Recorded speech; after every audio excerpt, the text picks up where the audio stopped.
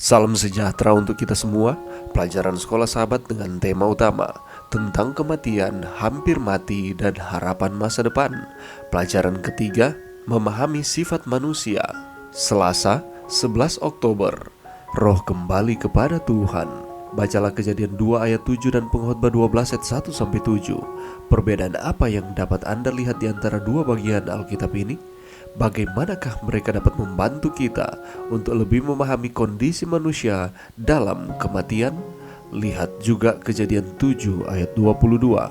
Seperti yang sudah terlihat, Alkitab mengajarkan bahwa manusia adalah jiwa, dan jiwa tidak ada lagi ketika tubuh mati. Tetapi bagaimana dengan roh?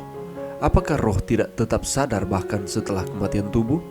Banyak orang Kristen percaya demikian, dan mereka bahkan mencoba untuk membenarkan pandangan mereka dengan mengutip Pengkhotbah 12 ayat 7 yang mengatakan, pada waktu itu debu akan kembali menjadi tanah seperti semula, dan roh akan kembali kepada Allah yang mengaruniakannya. Tetapi pernyataan ini tidak menunjukkan bahwa roh orang mati tetap sadar di hadapan Tuhan. Pengkhotbah 12 ayat 1-7 dalam istilah yang cukup dramatis menggambarkan proses penuaan yang berpuncak pada kematian. Ayat 7 mengacu pada kematian sebagai kebalikan dari proses penciptaan yang disebutkan dalam Kejadian 2 ayat 7. Seperti yang telah dinyatakan, pada hari ke-6 dari minggu penciptaan, Tuhan Allah membentuk manusia itu dari debu tanah dan menghembuskan nafas hidup ke dalam hidungnya. Demikianlah manusia itu menjadi makhluk yang hidup. Tetapi sekarang, Pengkhotbah 12 ayat 7 memberitahu kita bahwa debu akan kembali menjadi tanah seperti semula, dan roh akan kembali kepada Allah yang mengaruniakannya. Jadi, nafas kehidupan yang Tuhan hembuskan ke dalam lubang hidung Adam dan yang juga dia berikan kepada semua manusia lainnya kembali kepada Tuhan, atau dengan kata lain, berhenti mengalir ke dalam dan melalui mereka. Kita harus ingat bahwa Pengkhotbah 12 ayat 7 menggambarkan proses kematian semua manusia dan melakukannya tanpa membedakan antara yang benar dan yang jahat. Jika roh yang diduga dari semua orang yang mati bertahan sebagai wujud yang sadar di hadapan Tuhan, lalu apakah roh orang jahat bersama Tuhan? Gagasan ini tidak selaras dengan keseluruhan pengajaran kitab suci, karena proses kematian yang sama terjadi pada manusia dan hewan. Kematian tidak lain adalah berhentinya keberadaan sebagai makhluk hidup.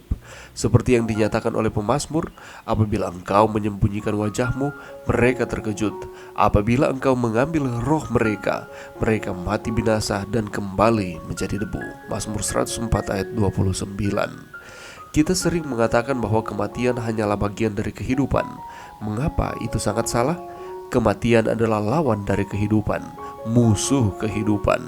Jadi, harapan besar apakah yang ditemukan dalam ayat ini? Musuh yang terakhir yang dibinasakan ialah maut. 1 Korintus 15 ayat 26. Pelajaran yang bisa kita dapatkan pada saat ini, mungkin ketika kita membaca di dalam Pengkhotbah pasal 12 ayatnya yang ke-7, timbul kebingungan di dalam pikiran kita. Beberapa orang percaya bahwa ketika kita mati, tubuh fisik kita tidur sampai Tuhan membangkitkan kita dalam tubuh yang abadi. Tapi bagaimana dengan roh kita? Seperti yang tertulis dalam Pengkhotbah pasal 12 tersebut, kemana perginya setelah kematian? Salomo, penulis kitab Pengkhotbah, berkata bahwa itu kembali kepada Tuhan. Beberapa orang percaya bahwa roh ini menjadi keberadaan yang terpisah. Ia dapat berpikir ataupun bertindak secara sendiri. Tetapi firman Tuhan dengan tegas dan jelas memberikan pengertian yang berbeda. Apakah arti dari roh yang dimaksudkan di dalam Pengkhotbah pasal 12 ayatnya yang ke-7 ini? Kalau kita membaca di dalam Yakobus 2 ayat 26, tubuh tanpa roh adalah mati. Roh ini yang dimaksudkan adalah nafas hidup. Jadi tubuh tanpa nafas kehidupan itu dikatakan mati. Roh Allah atau nafas yang dikaruniakan Tuhan masih di dalam lubang hidungku. Ayub 27 ayatnya yang ketiga. Dari dua ayat ini dapat kita ambil kesimpulan bahwa roh yang kembali kepada Tuhan pada waktu kematian bukanlah tubuh roh yang berbeda dengan tubuh fisik kita, tetapi roh yang dimaksudkan adalah nafas kehidupan. Tidak ada tertulis di dalam sepanjang firman Allah yang menyatakan bahwa roh memiliki kehidupan, kebijaksanaan, pertimbangan, atau perasaan setelah seseorang meninggal. Roh adalah nafas hidup dan tidak ada lagi yang lain. Jadi, dapat memberikan kepastian kepada kita bahwa tidak ada roh manusia yang melayang-layang keluar dari tubuhnya sewaktu seorang tersebut meninggal. Karena roh yang dimaksudkan ialah nafas, kehidupan. Kalau demikian, apa artinya jiwa yang terdapat di dalam Kejadian pasalnya yang kedua ayatnya yang ketujuh?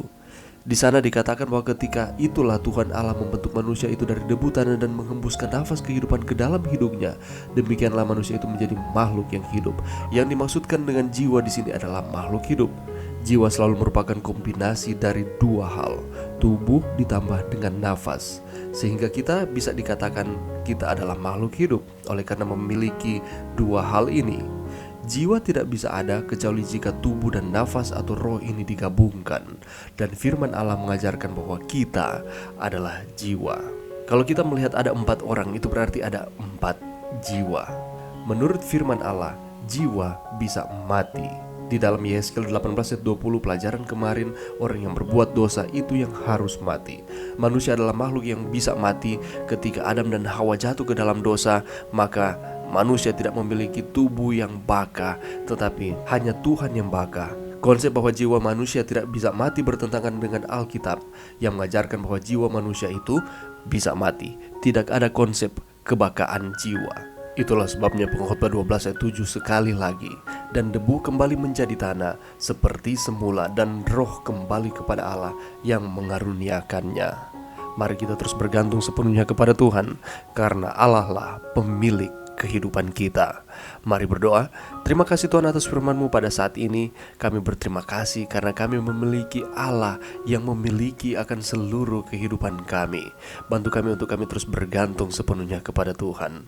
Ini doa kami di dalam nama Yesus. Amin.